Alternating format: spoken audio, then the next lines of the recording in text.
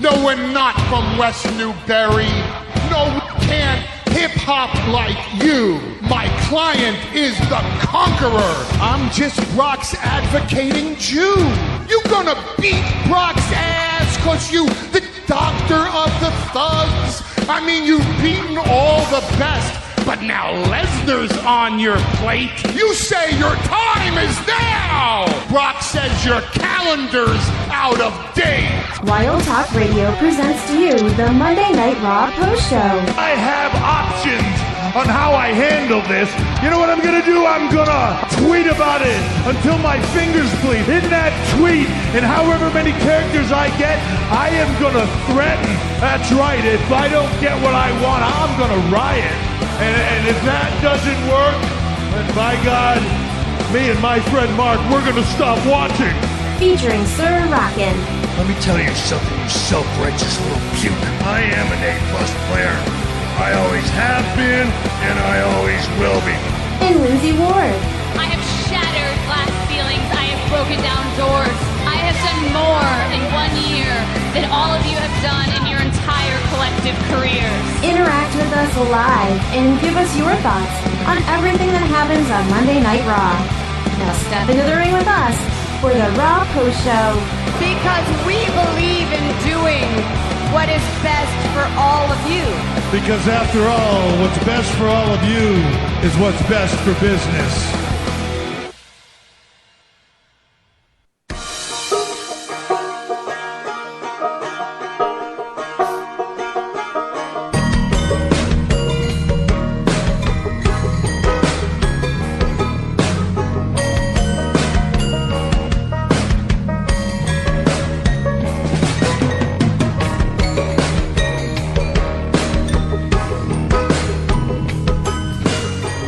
With, I think, the Falcons on the knocking at the door.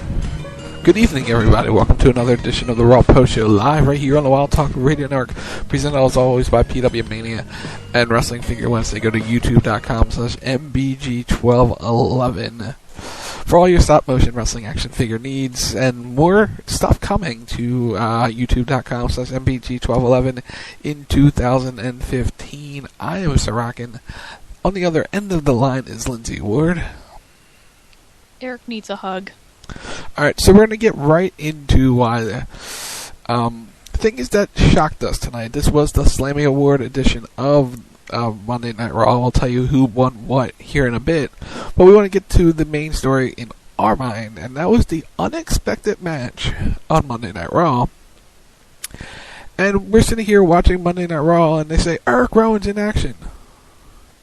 And then they just casually say, against his former brother-in, Luke Harper, next. And the reaction was? With no warning? What the hell?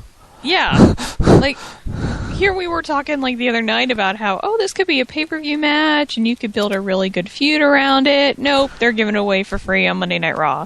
Like, what the heck, y'all? Seriously, I understand that you need to, promote their matches and everything, but just, like, seriously, you just threw that away. Like, that's the thing, is that's the first real match between the two, and you just throw it away. Like, what the heck? Yeah, it was like, what the heck? But one thing, and we talk about this a lot, they're brothers, and, Bray Wyatt calls them brothers, and they fought like brothers in this match.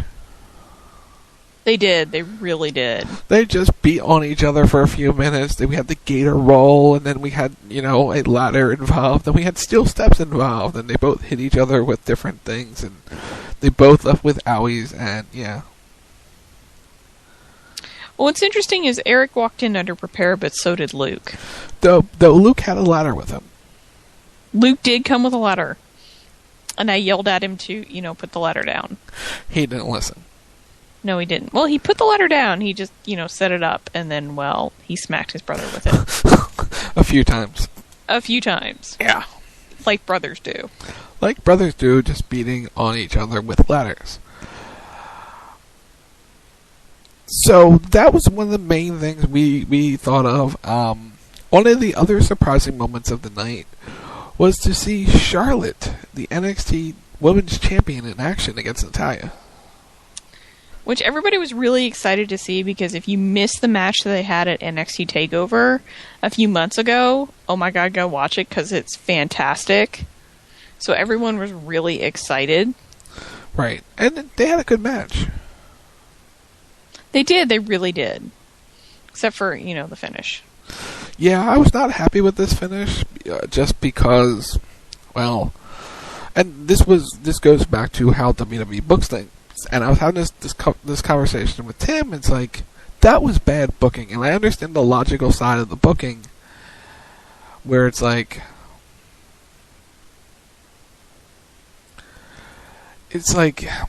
yeah, they make the champion vulnerable going in, and that means the champion's going to win on Thursday, technically. But it's like, this was her debut on Monday Night Raw.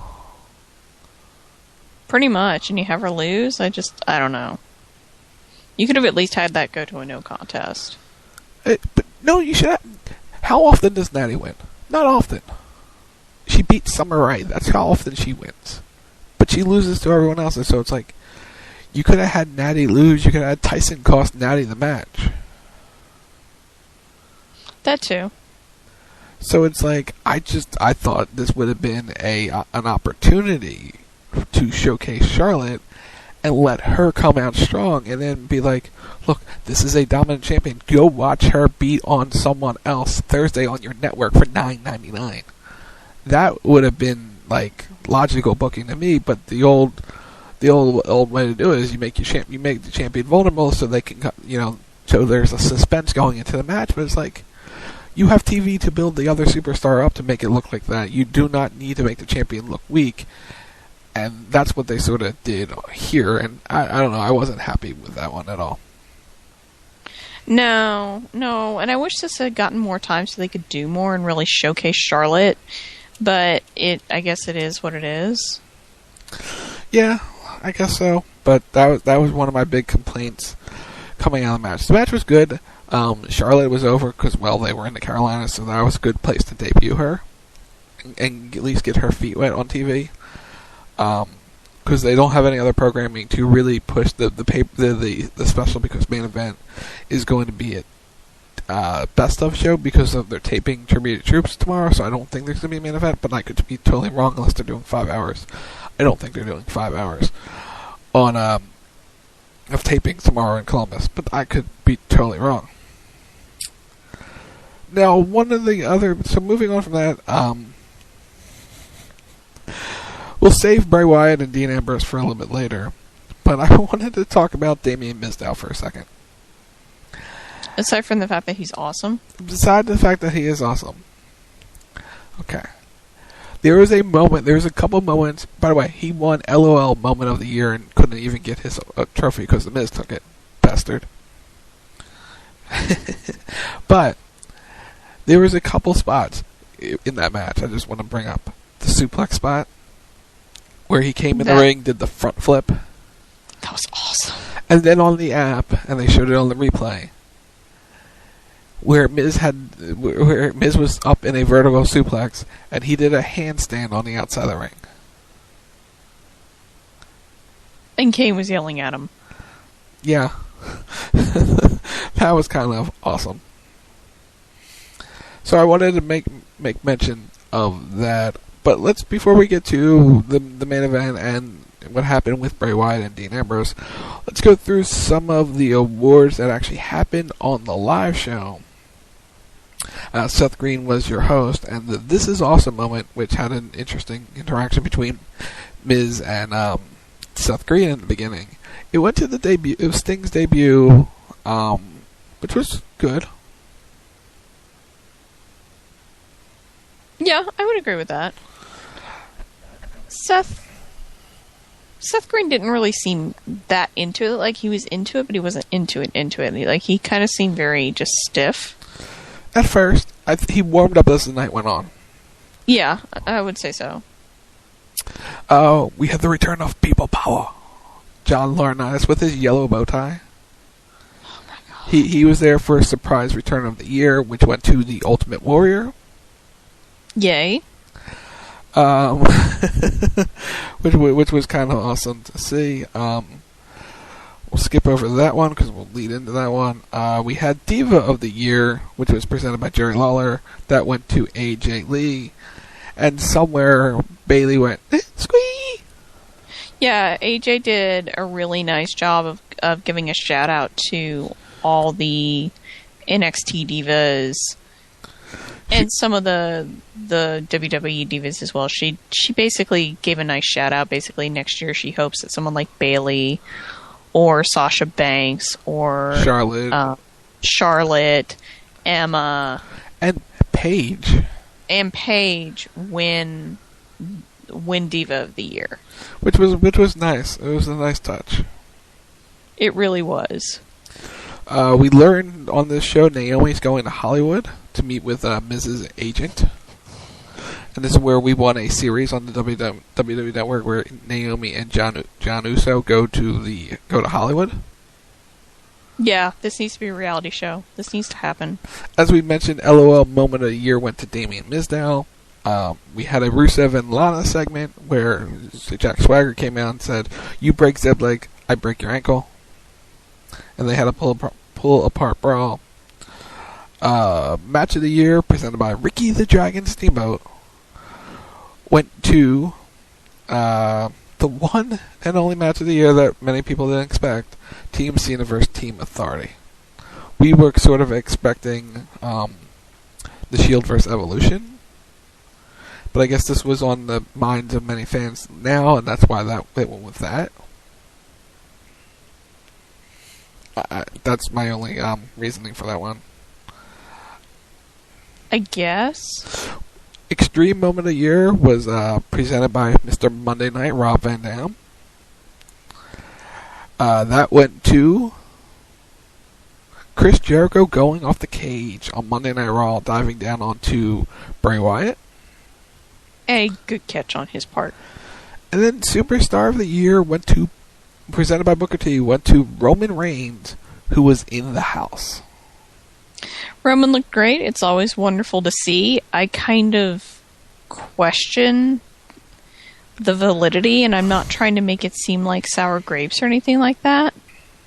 But when you look at who was in that category, especially given what they've done in the same amount of time that Roman did, you figured guys like Daniel Bryan or Brock Lesnar or a Dean Ambrose or Seth Rollins or even a Bray Wyatt would have been voted over Roman. So I would actually like to see the poll results.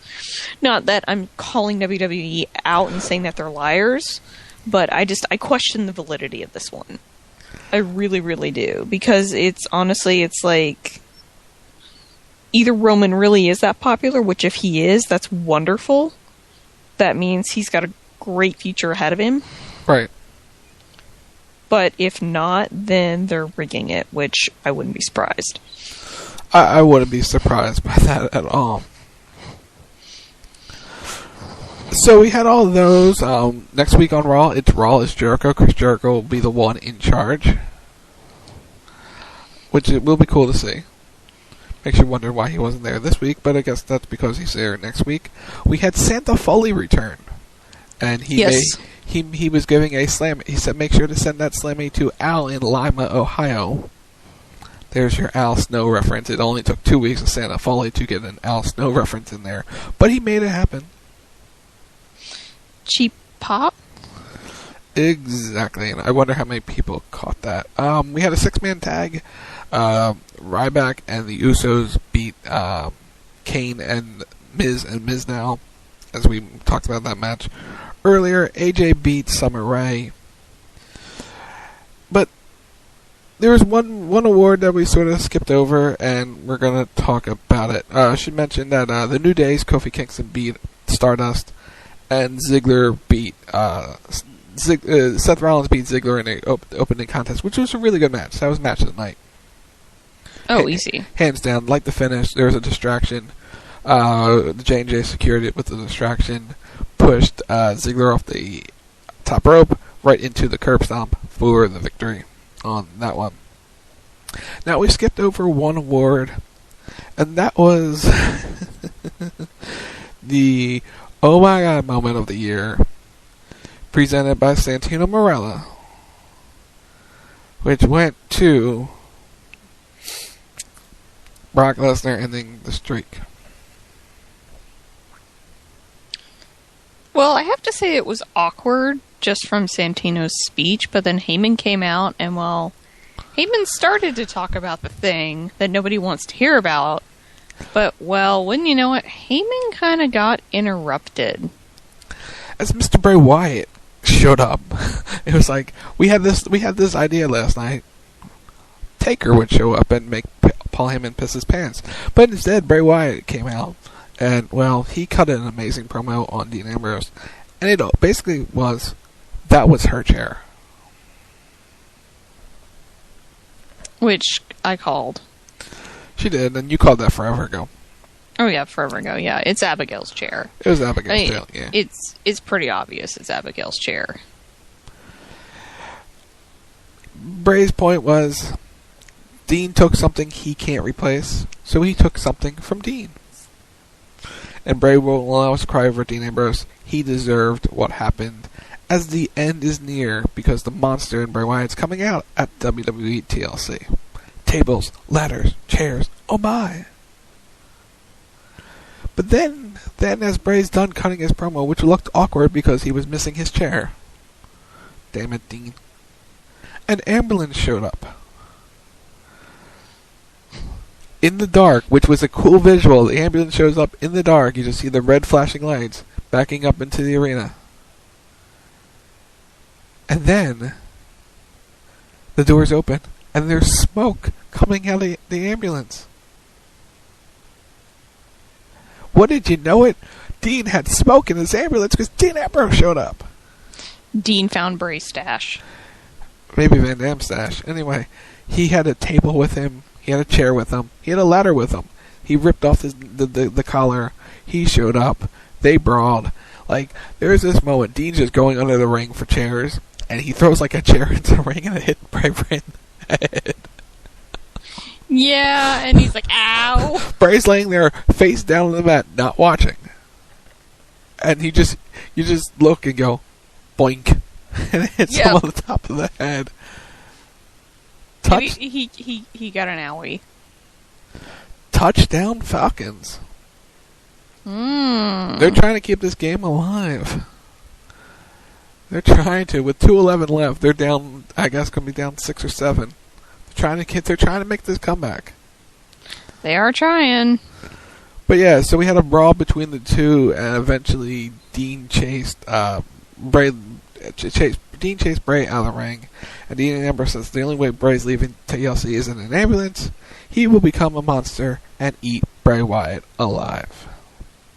To which Bray looked slightly concerned. Because the monster inside Dean Ambrose has been awakened.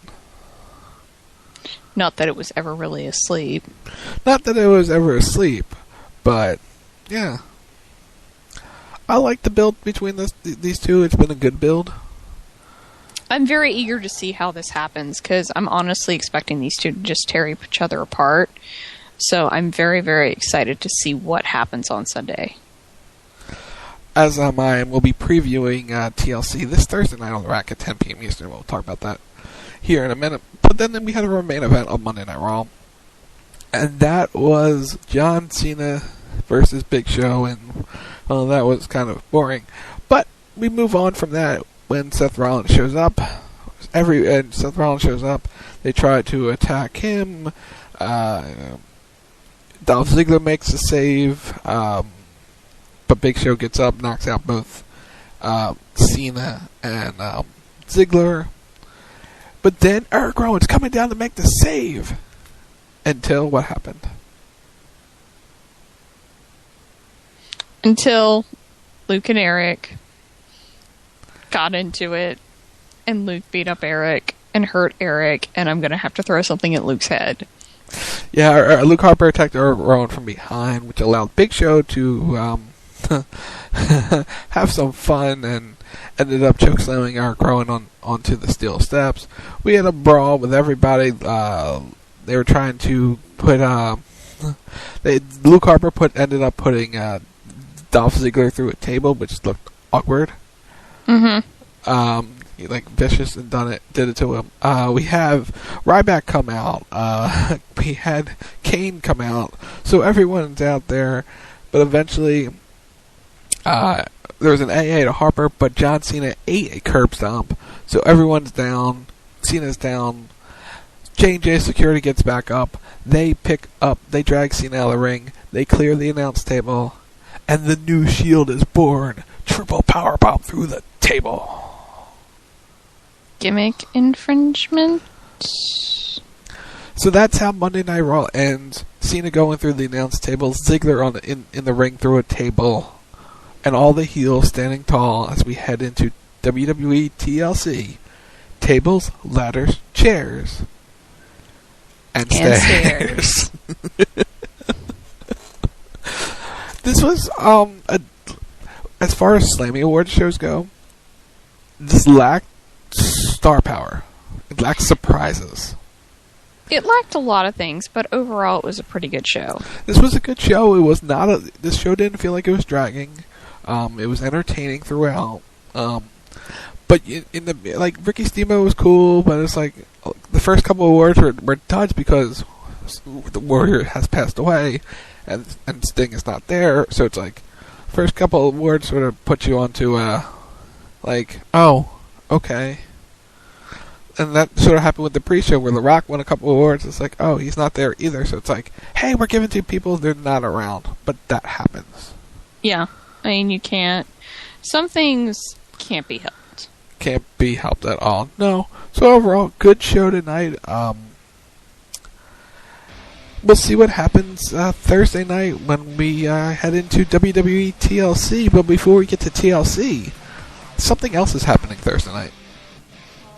That's right. Tune in, everybody, for The Rack this Thursday, where we are going to be talking all about the big breaking story this week, which is CM Punk signing with UFC. We're going to be previewing tables, ladders, chairs, and stairs, and so much more. So you don't want to miss it. It's Thursday night, 10 p.m. Eastern, right here on WildTalkRadio.com. And you can't forget our review of NXT TakeOver Our Evolution this Thursday on The Rack. Tune in. Check out the show on Facebook at facebook.com/WTRTheRack and twitter.com/WTR_Rack, and check it out on YouTube, youtube.com/WTRTheRack. Saturday night midnight edition is CB Radio, the weird, the wacky, and the unusual. You can follow that show on Twitter at CB Radio WTR and Facebook.com/cigarette butts and bandanas. And check out the website, cbradiolive.com, and use the hashtag BlameRob as well. Sunday night Wrestle Talk Radio returns after a 1-week absence to review WWE Tables, Ladders, Chairs, and Stairs with Tim Stein, Mace, and Omega. Follow that show on Twitter at WTR Sunday and Facebook.com/Wrestle Talk Radio. We'll be back next Monday night for the Raw Post Show at 11:10 p.m. Eastern. You can follow me on Twitter at Wild Talk Radio and Facebook.com/Wild Talk Radio Network. And check us out on iTunes. Just search for Wild Talk Radio Network, as well as Stitcher and TuneIn Radio. You can follow me on Twitter at LinsWard, LINSWRD, and go to my website, psychwarddesigns.com. If you like my artwork, if you'd like to view my artwork, it's available for your viewing pleasure at behance.net/LinsWard. And don't forget, check out The Rack Thursday nights, 10 p.m. Eastern on WildTalkRadio.com. Remember, check out RackRadioshow.com as well. Also, check out PWMania.com and Wrestling Figure Wednesday, YouTube.com/MBG1211 for all your stop-motion wrestling action figure needs. And a podcast coming in 2015. She's Lindsay Ward. I'm Sir Rock, and we'll see you next Monday night for the Raw Post Show live right here on the Wild Talk Radio Network, and Thursday night for The Rack, 10 p.m. Eastern, right here on the Wild Talk Radio Network, only on WildTalkRadio.com.